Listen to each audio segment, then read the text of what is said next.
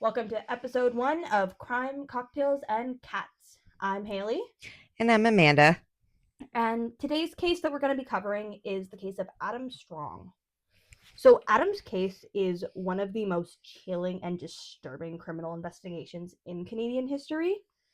His crimes remained undetected for multiple years, spanning two different women, Kandi and Rori. And through a crazy turn of events in 2017, the investigators found out some shocking discoveries due to the handiwork of a plumber. This is one that has left a lasting impact on Canadian crime because of how high profile and insane the actual story itself is. In the community itself. I remember we lived in Oshawa where this happened, when it happened.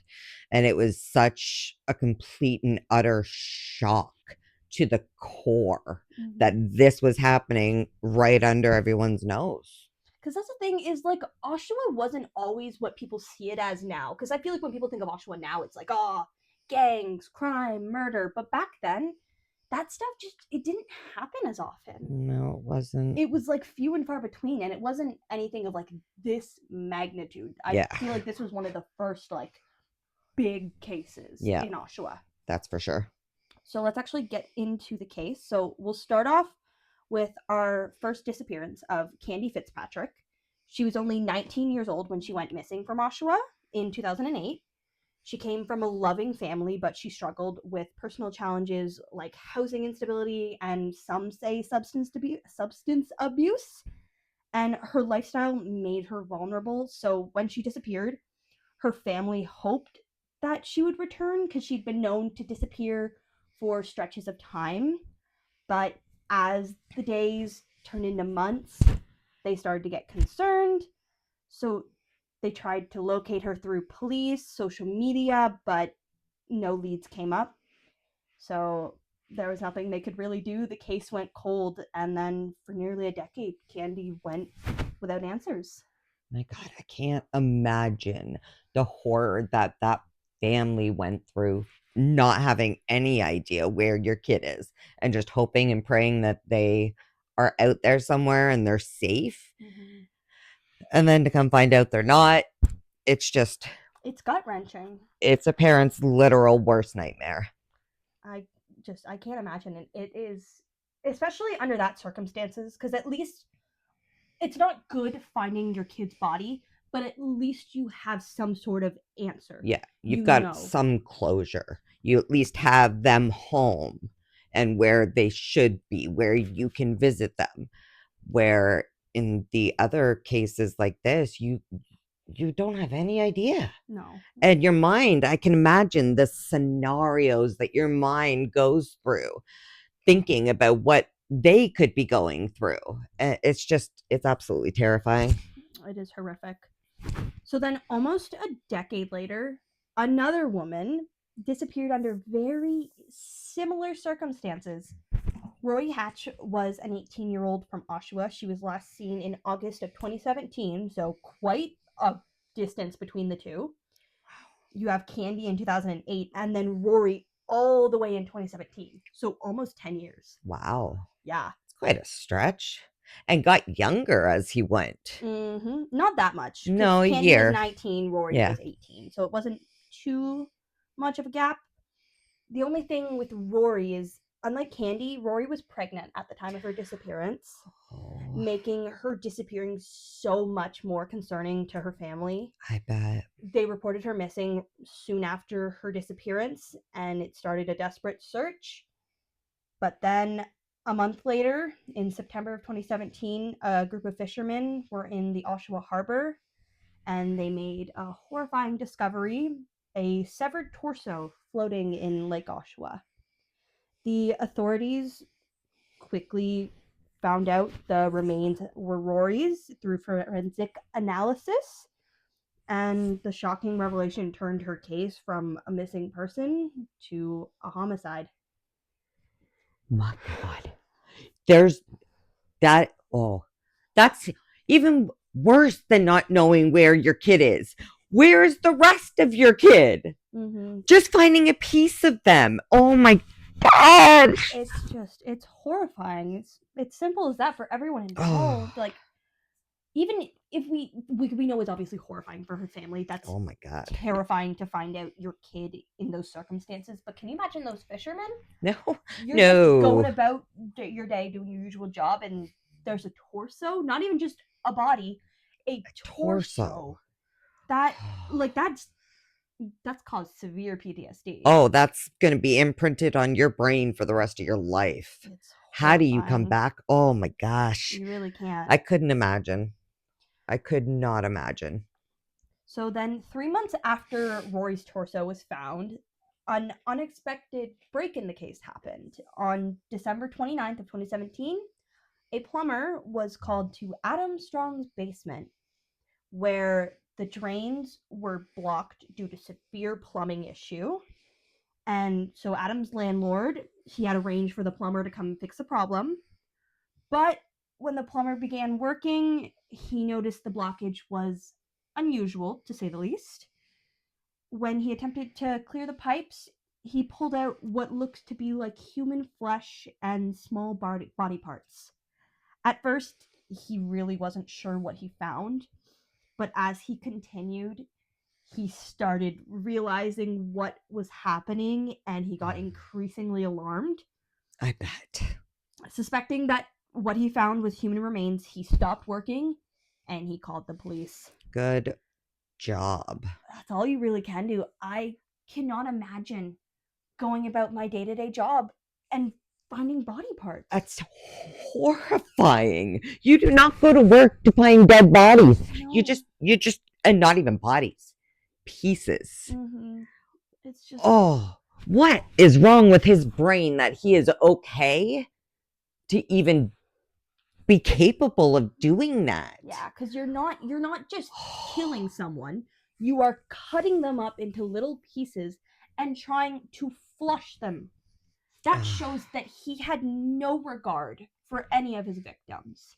At least some killers will give their victims the decency of burying them, leaving the body for the family. Yeah. Things along that nature. But him flushing her down the toilet showed he did not care. No regard for her whatsoever. No, it's not fair at all. Killing her while pregnant wasn't enough. Yeah. He had to make sure that her remains were taken care of in the worst possible way. It's baffling. Honestly, I remember though when this happened, your dad had went to school with the plumber who actually had found it.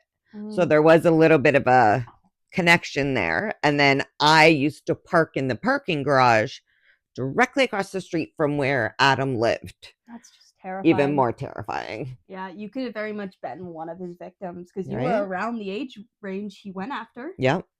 So you very much, it could have been you, and that's terrifying.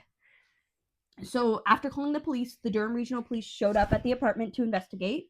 They questioned Adam about the blockage, but in his sadistic nature, instead of denying or acting surprised, like most sane people would do in this situation, he responds in a disturbingly calm manner, saying, "Oh, are you ready for this?" Oh my God. "Okay, you got me.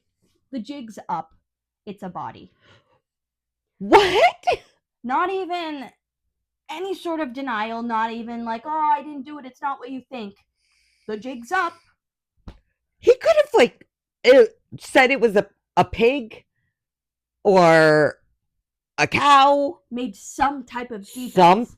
Something. But no, he just, you know what though? Maybe it was eating him up.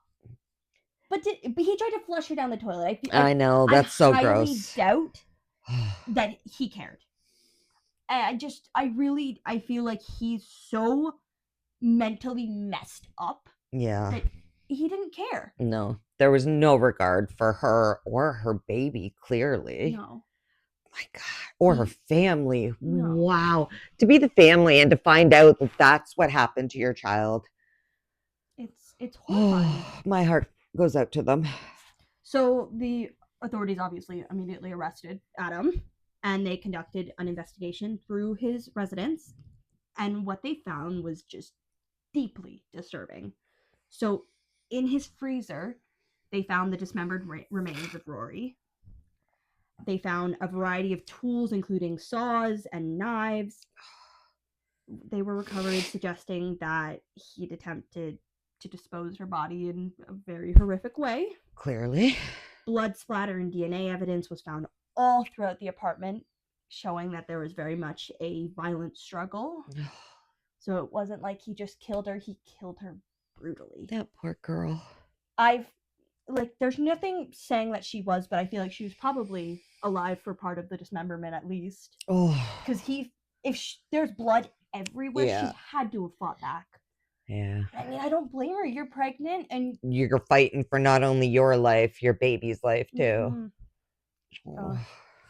So after his 2017 arrest, Adam was held in custody while law enforcement continued their investigation.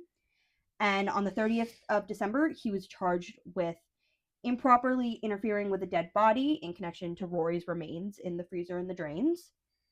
But as the forensic evidence continued to build, they upgraded his charges. And he was formally charged with first-degree murder in Rory's death. Years later, after Kandi's disappearance, there was a breakthrough in her case. During the investigation, the police found a knife with her DNA on it in Adam's home, which obviously linked her to Adam, because what else would a knife with her blood on it be doing there? Why wouldn't you, I don't know, get rid of the evidence? Yep. No, he holds on to it like a trophy. Oh my gosh. I guarantee you. Unbelievable. It was probably a trophy for him. Yeah. Seeing as it had DNA still on it from almost 10 years. He probably kept it in like a keepsake box or something to make sure it was safe at all times. It would not surprise me. Sickening. So after the charges, he remained in pretrial custody at a maximum security facility awaiting his trial. But of course, because during the trial, it happened to be during COVID, he got essentially a private trial. It was held before a judge alone without a jury. And obviously the evidence against Adam was very overwhelming. So the prosecution built its case on forensics findings, testimonies, and Adam's own disturbing admission. Right? Literally, first words out of his mouth. Okay, you got me. So we're going to go over all the key points with the prosecution. So first was obviously forensic evidence. You had the blood and DNA from Rori, as well as her dismembered body, and a hunting knife with Kandi's DNA. Then at crime scene analysis, we have the bathroom drain in Adam's apartment contained flesh, fat, and human tissue. Ugh. It's horrific. Oh my gosh. We've got our first guest star of the episode, Luna. He got a visit. So, and then we also had the blood splatter throughout the house. Mm-hmm. And then there was also video and digital evidence. They found searches from Adam's device indicating that he was interested in murder, dismemberment, and snuff films. Oh. Of course. God. He had also searched for missing women in Ontario, including Kandi, after his arrest. Wow. Yep. So, as well as their last part was Adam's own statement, as he very much stated that it was a body. Yeah. Right to the cop's face.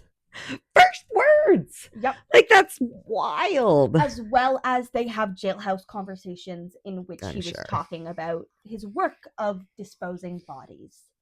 So he wasn't just sick enough to perform these acts. He was also sick enough to go and talk to everyone about it. Openly search. These people who sit there and they search about cases baffle me. Honest to God. Like, why let's say you commit this crime, the first thing I'm doing is not going and Googling about it. I'm staying as far away from it as I possibly can. There's so many killers that get caught this way. Yeah. Like, I think it's the Green River killer that was found Googling all of his victims. Mm-hmm. How stupid do you have to be? If you committed a crime this bad, why are you giving them easy evidence to track you? Yep. It's like the people who will sit there and take photos of their crimes. Yes, or videos, even better. Like, do you not, even if you delete it, the police have ways of recovering that. Very obviously. Yes, they do. It is baffling. It truly is. So we'll move on to the defense's case, Mm. which so strong. I bet. It's So great. because the first degree murder charge, they wanted it to be reduced because there was no conclusive evidence that he premeditated her murder, Rory's murder. Strong did not intend to kill Rory, but panicked and dismembered her body after her death. Oh, bite me. And there was insufficient evidence to prove that he intentionally killed Kandi as well. So Horse pakaki. That's bull. It drives me nuts. That's complete and utter bull. So obviously, the defense did not call Adam to testify, nor did they present an alternative theory about what happened to either victim. They instead focused on discrediting the premeditation aspect, hoping to reduce his charges. So during the trial, details about Adam's sadistic nature were revealed. Evidence suggested that he assaulted Rory before her death sexually. So he didn't just kill her and her baby. He didn't just dismember her. He didn't just flush her down the toilet. He also sexually assaulted her. He violated her in every possible fucking way. Every way. possible way. Every way he could dehumanize her, he did. My heart breaks for her and her family. It's horrible. So the defense attempted to argue that Strong did not plan these killings in advance, but the meticulous dismemberment and concealment of the bodies pointed to a calculated and methodical crime, obviously. So it wasn't, they couldn't really fight it. Did he ever own up to where the other girl's body is? We'll come back to that. We'll circle back. Okay. So during the sentencing phase, they had victim impact statements. Rory's mother came on, Shanna, I believe, came on and talked about the loss of her daughter as well as Kandi's father, Bill. They both described the devastation and lasting trauma that losing their daughters had on them in such horrific circumstances. Because it wasn't that they lost their kids. They lost them in a horrific way. Especially Kandi's parents, because they never even got her body. They don't know where she is. All they know is that he had involvement with her. So in March of 2021, Adam Strong was found guilty on all counts, obviously. I would hope so. Yeah. The judge sentenced him to life in prison without the possibility of parole for 25 years for the first-degree murder of Rory, and then he received an additional 18-year concurrent sentence for the manslaughter of Kandi. Amazing. So the sentencing judge, Joseph D. Luca, did not mince his words. He referred to Strong as a dangerous predator and declared that he would never be seen in public again. The verdict provided some semblance of justice to the families. There's not much you can really do, but after years of pain and uncertainty, at least it gave some type of closure. You got to see the man that hurt your babies locked away and throw away the key. Literally. Yeah. So after all of that, there was one final twist. No. Adam decided to share the location of Kandi's remains.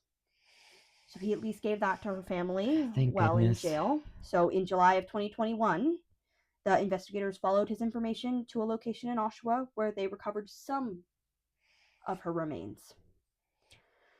At least for her family, it brought some type of closure after, at this point, it had been 13 years. 13 years, Mike.